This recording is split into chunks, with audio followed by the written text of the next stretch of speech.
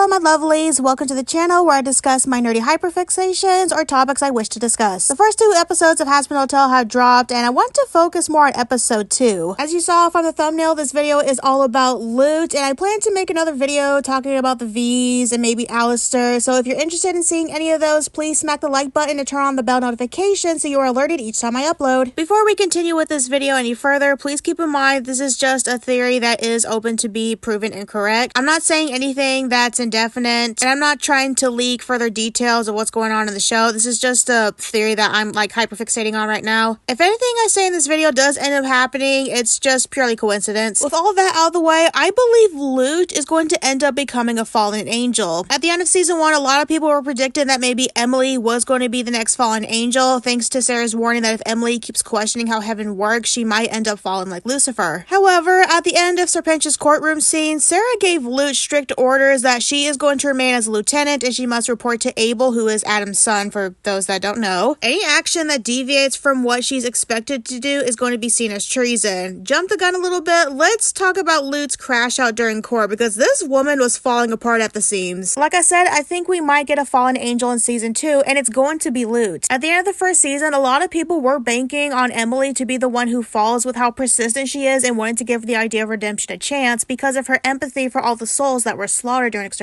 Something Sarah became grief-stricken for when she finally got hit with the epiphany that redemption and ascension for sinners is possible. And that epiphany from Sarah really set Lute off. It is very clear Lute is most likely a candidate to end up becoming a fallen angel. The reason why I believe that is because she's already displayed 3 cardinal sins. You don't need to do that much of a deep dive of a character analysis to understand that Lute displays the sin of pride. This woman feels absolute pride in her role of being an exorcist. She truly believes that what she's doing is for the greater good. However, it's the point where she gets genuine enjoyment out of causing suffering to human souls that she deems worthy of extermination because they have, according to her, earned damnation. She is utterly bloodthirsty and she shows no remorse when she's killing them. Another reason that pride is interpreted as a sin is because it can lead to arrogance. And boy, during Serpentia's trial, Lute showed her ass. Firstly, she was bold to assume that she's the new leader of the Exorcist army. That was Lute inflating her self-importance, believing that simply because she was Adam's right hand, then that means that she's entitled to become the next leader of the Exorcist army. Her reaction when Abel corrected her, when Emily doubled down, validating that Abel was just better for the position because he was Adam's son and everyone thought that he would handle the position better and more fairly. Wow, Lute was not happy. Like I said, this woman was falling apart at the seams, just trying to convince Sarah, someone who Lute has shown humble respect towards, recognizing her position as her superior, and the speaker of God, who is above Sarah. Lute was trying her best to convince them her point of view when it comes to retaliating against hell is the correct move that they should do, only for that idea to get shot down, and the decision was to create peace between heaven and hell because Sarah, even though she is scared about some type of uprising, and she did with the other higher up angels create a barrier to protect heaven,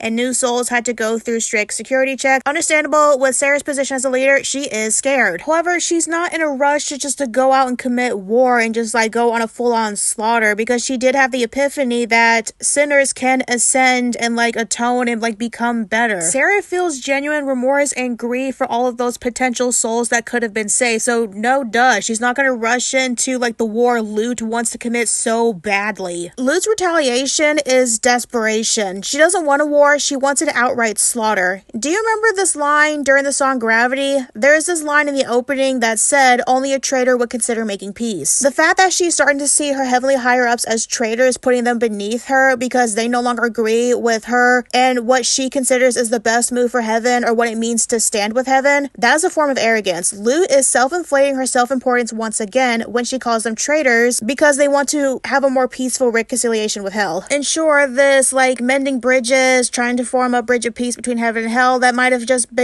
Sarah's motivation of self-preservation, but that doesn't matter to Lute. Okay, continuing on, the next sin I see Lute displays, and I'm 100% open to being wrong about this considering there's not that much concrete evidence. I'm just going on whatever context clues that are provided. Envy. Lute's hatred for Vaggie seems to be very personal. Maybe in a future episode we will get a little deeper look into the beef between Lute and Vaggie. I stated in my season 1 review that Lute kind of has some jealousy issues of Vaggie. Adam admitted with Vaggie Vaggie that she used to be one of his top girls on the front lines. That could have been something that rubbed Lute the wrong way, and she happily took advantage of Vaggie's moment of compassion in not murdering a cannibal child to get rid of her and take her place as Adam's favorite. Lastly, this shouldn't be a surprise, Lute displays the sin of wrath. With how this woman is spiraling, she is pretty much the embodiment of wrath itself. She is angry, she is vengeful, and as wrath is considered the most dangerous of all sins because of what it can drive people to do, Lute is going to stop at nothing to make sure whoever is responsible for her pain and grief suffer however she thinks they deserve as her vision of divine punishment. There's something I just want to add in really quick. Lute destroying Adam's office and his stuff is great symbolism in showing that this revenge she's going after is not for him. It's not for his benefit. She's not trying to avenge him. This is strictly revenge that she's going after to benefit herself because she's experiencing all these feelings and emotions and she just wants to get rid of it. She's most likely experiencing grief for the very first time and she clearly hates it. This path she's going on, this is a band-aid solution over a decapitation wound. She thinks it's going to help her, but it's not. It's just going to hurt her worse. I think it's Buddha who said holding on to anger is like drinking poison expecting the other person to die. This path of revenge just fueled by wrath, it's not going to help Lute. In fact, it's going to lead to her downfall. It's going to screw her over in the end. Now, to address the elephant in the room, yes, I 100% agree that Lute is an absolute hypocrite. Not to give a definition, since some people clearly need it, a hypocrite is somebody who engages in hypocrisy, which is the practice of claiming to have moral standards or beliefs to which one's own behavior does not conform. Just to make it clear, saying and pointing out that Lute's a hypocrite is not a bad thing. We love hypocritical villains. Villains of this archetype can lead to very interesting plot lines, and it's very satisfying when they get what's coming to them. That's just a given. Judge Claude Frollo from Hunchback of Notre Dame, Arkham from Devil May Cry 3, Light Yagami from Death Note, John Kramer from Saw, Handsome Jack from Borderlands 2. When it comes to hypocritical villains like the characters I just listed, there are common traits and theme that show exactly who they are. Self-contradictory belief, feigned morality, and externalizing flaws. Lute definitely has these traits. Gravity shows us she is very self-contradictory with her beliefs. Lute's externalizing flaws are definitely highlighted during the song Gravity. Lute's openly condemning Charlie for actions that Lute had no problem committing herself. The extermination at the beginning of season 1, Lute killed 275 of Charlie's people. She's been killing Charlie's people every extermination for years, but since killing is personally impacting Lute, she demands a debt in blood to be repaid. Like this blip of the song is all about her whining that she wants to take away someone that Charlie loves so Charlie can feel some of the pain Lute is experiencing.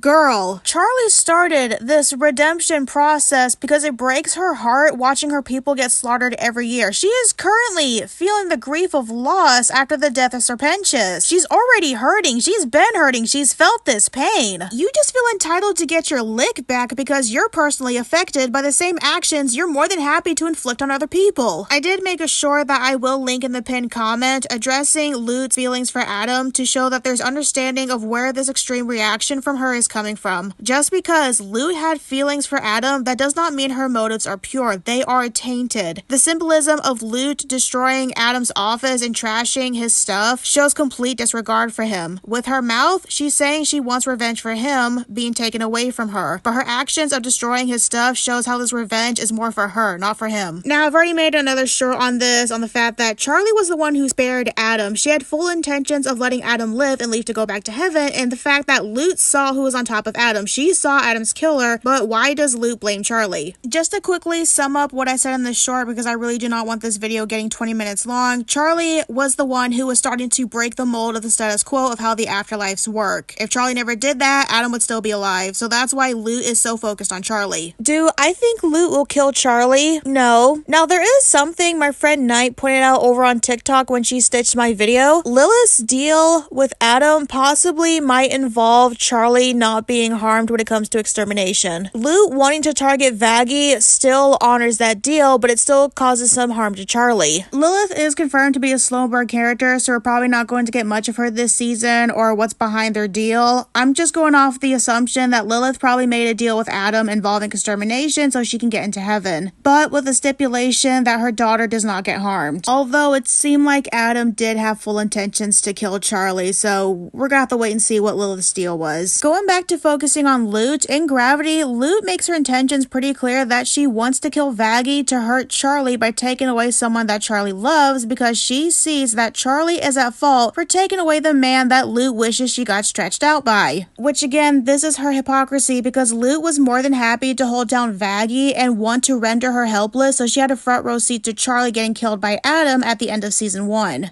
Lute just got the Uno reverse and she wants to give it back because she's personally being affected by the same action she was more than happy to do to somebody else. For now, it seems like Lute is simply playing nice. We'll see how long that lasts. The terminal rage that's affecting her, she's not going to be able to keep that mask up forever, and eventually she's going to do something that's going to get her in deep trouble. Not just go against the orders that are expected of her by Sarah. I think Lute's probably going to try and attempt to kill Emily, which makes sense because Emily was the first heavenly being to get on board with Charlie's mission of redemption and showing compassion during the trial at the playback of all the human souls being killed. Emily's probably going to say something that's really going to piss off Lute. I mean, she already did, like doubling down Abel's position as leader of the Exorcist, and speaking of that Serpentius being in heaven is a sign that Charlie's idea was right, and Lute just her eyes went bloodshot. She was glaring at Emily. Now, if Lute does get kicked out of heaven and becomes a fallen angel, I really doubt that she's going to end up like the cherubs, just surviving so she can bide her time to do whatever she thinks she needs to do next. If she gets kicked out of heaven and they don't want her back, realistically, I only see her going out in two ways. This is the same woman who egged on Vaggie to correct her mistake. Lute wanted Vaggie to kill her. Lute's pride was not going to allow her to accept mercy from someone that she views as lesser than herself. If Lute gets trapped in hell, she's either going to keep fighting until somebody finally delivers the killing blow, or she's going to take herself out like Carmela from Castlevania. Now that I've said that, it kind of makes me wonder if Lute is going to be the character that gets killed off in season 2. I'm kind of teeter-totting between Vox and Lute. Vox, I definitely feel like his arrogance and his own ego is going to be his downfall at the end of the season, but I'm kind of leaning towards more realistically that Lute's going to be the character that dies this season. Anyway, I hope you guys liked this video. This was just my theory explaining why I believe Lute is going to become a fallen angel. If you found the gameplay in this video interesting, this game is called Fatal Frame 5 Made into Blackwater. If you want to see more videos from me, I recommend that you hit that subscribe and make sure you hit that like button and turn on that notification bell so you don't miss out on an upload or when I start live streaming. I want to give a heads up because there is going to be a content shift towards the end of this year or the beginning of next year with the remake of Fatal Frame 2 Crimson Butterfly coming out. If you're going to subscribe to the channel because of my Hellverse videos, I would really appreciate it if you would give my other content a chance. I'm working on making this channel to go back to being multi-fandom so I can talk about other pieces of media that I am passionate about. Thank you so much for taking time out of your day to watch my video. I really appreciate it and I look forward to seeing you next time.